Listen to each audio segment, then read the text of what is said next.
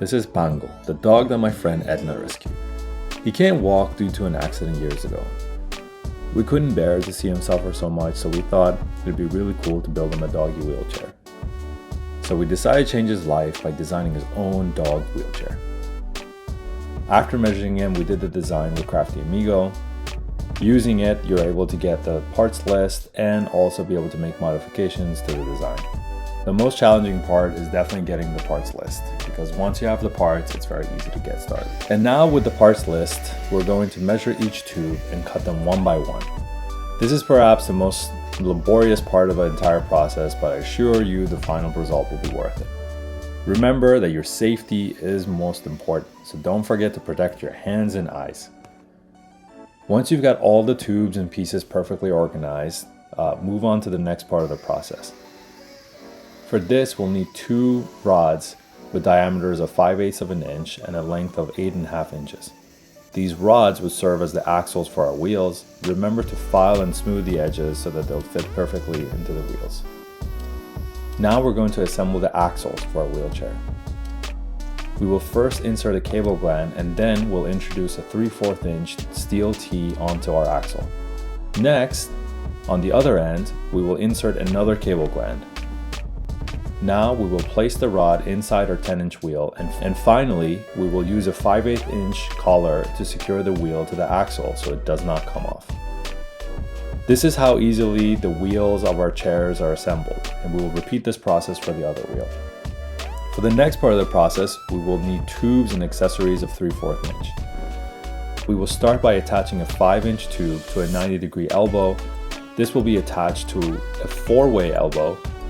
Next, we will attach a 7-inch tube to this elbow and then attach a 7-inch tube to a Y connector.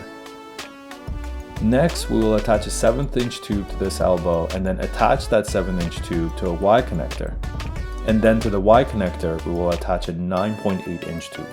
Afterwards, we will join this assembly into a 4-way elbow and the Y connector on the bottom of our main frame.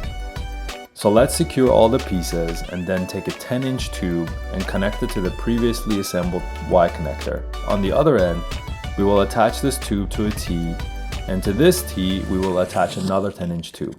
So let's secure all these pieces and then take a 10-inch tube and connect it to the previously assembled Y connector. And then on the other end, we will attach this tube to a T, and to this T, we will attach another 10-inch tube.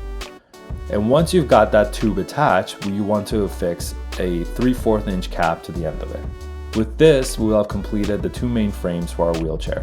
This process is the same for our next frame. We will be attaching each piece in its place. If you have any doubts about where each piece goes, you can always refer to the 3D model I mentioned earlier. Just remember that when assembling this frame, the 4-way elbow should be opposite to the first frame we assemble. Also, keep in mind that we're using PVC cement or PVC glue to join all the pieces. Once you have finished assembling the second frame, we will attach the 6.28 inches.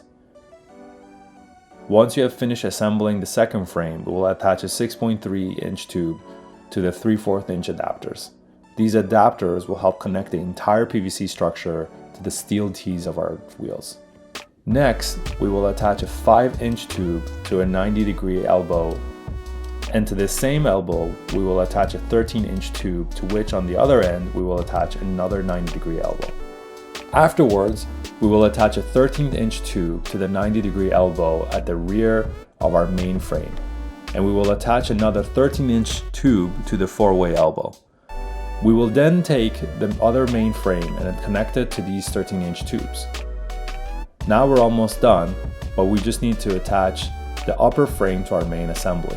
Finally, we will attach the tubes of our wheels to the Y connectors located in the main frame of our assembly. With the last wheel in place, the final result looks like this. We're really happy with the way it turned out. Let's see what Bango thinks. The second that we got there, we got busy with putting the wheelchair onto Pango, and at first it took him a little bit to get used to it, but he was very happy with it.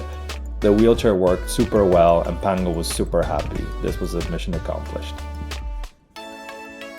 If you also want to do this design, you can find the link in the description It will give you the design with all the parts list so you can be able to build it yourself or make modifications to it.